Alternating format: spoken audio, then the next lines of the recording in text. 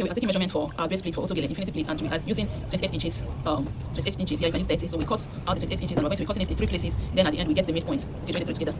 And this is the 3 that we'll be using. It is in 3 places. So we're taking it to the machine to join. Now this is how it is. We take it to the machine and join it, then hem the edges. Then next we'll be going for our frame plate, and this is how we take our measurements. We'll take 22 inches, next is going to be 24 inches, next 26 inches, next 28 inches, and each of them we're going to be getting the midpoint. So this 22 inches I'm going to be getting the midpoint, which is 11 inches, and that is how we're going to be doing for all of them. Like I said, after this 22 inches, the next we're going to be getting is 24 inches. Then this 24 inches, we're going to mark it, then also mark the midpoint and cut. That's the midpoint for 24 inches. Then we cut it, and next we go to 26 inches. Now this is what we have. We have finished the measurement, and this is the shape it's giving us. The first one you're seeing is 22, next 24, next 26, next 28, then 30. Right? So this is the midpoint of each of them. So I'm going to be taking it to machine and so making sure that this is how it's arranged after sewing. Okay, so now I have finished joining this one. The first layer is 22 inches, 24, 26, 28. Then I think the last one is 30 or 31. Next we'll be measuring 15 inches for our big handle. Then we'll be measuring 12 inches for our small handle. So this is the 15 inches. We're going to be cutting it out in 2 places. Okay, so this is 15 inches in 2 places. This is for our big handle. Okay, we'll drop it aside. Then we're going to be cutting 12 inches.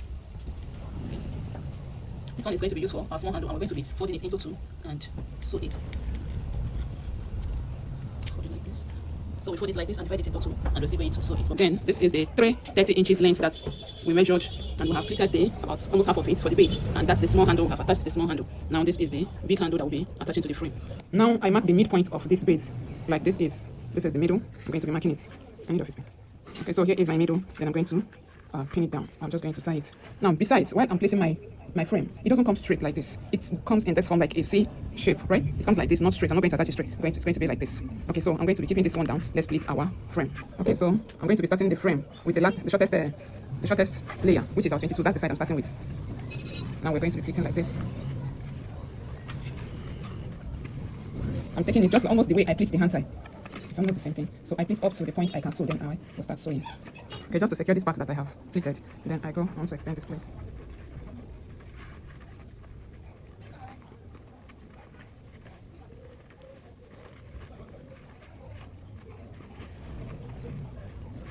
Now I want to start sewing from this side. Here I want you to watch carefully and see the way my hand goes. My hand isn't going to be going straight. It won't be going straight like this. I won't be sewing straight like this. I'll be sewing slanting. I'll be going this way and this way. I was saying, okay, I sew like this, and towards the upper side, I make sure that I pass my thread, my needle, almost from where I removed it from, so that I can be able to hide the thread very well.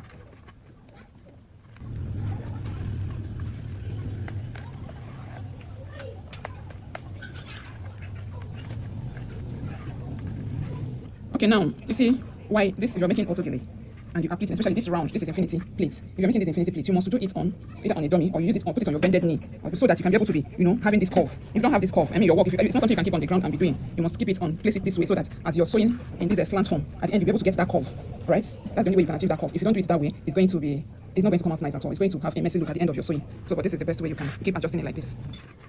So the pleating is still in progress. So this side, this is what is remaining. Like I usually do in my hand tie. There's nothing wrong going this way.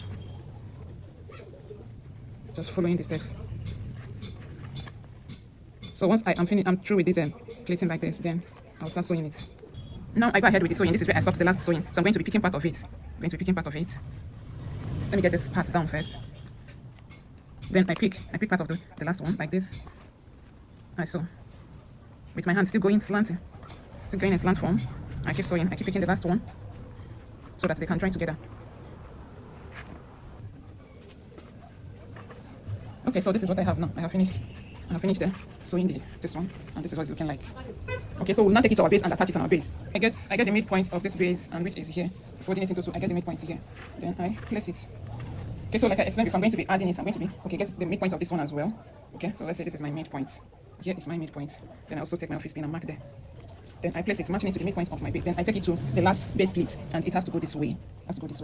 I'm not going to be placing it straight like this on top of, no. If I place it like this, it won't come out nice. So it has to, in order to get that curve, it has to come this way, like giving us a C front, right? Okay, so I'm going to pin it down, mark the place, all the places I want it to go from. It goes like this. I need office pin. It goes like this. I don't want to use chalk and mark this. That is why I'm marking it with office pin. Then it ends here. Right? Okay, so I will do the same thing the other side too. This to sew the frame to the base. Okay, so I take it this way. I'm just going to be picking part of either between 2 to 3 of the frame to the base. So I'm going to be following from where I put my office pin. I'm just going to follow it that way. Remember, whenever you are sewing, you have to sew with a matching color of thread so that your thread will be hidden at the end. So my hand is not going straight. My hand is still going curve. So I keep bending it towards where my office pin is. So I'm just going to sew it all the way like this. So now it's time to attach our handle to this place, the two sides. So we're going to be taking off this excess we have here.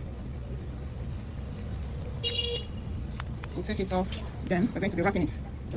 So we wrap it like this. We're going to make sure we take in everything. I put back my needle from where I bring it out from, so that it will hide the thread for me. This is what we have. We have finished. So let's put it on, baby, and see what our final look is looking like. Okay, we have finished, and this is the final look. So guys, so see you in our next video. Bye.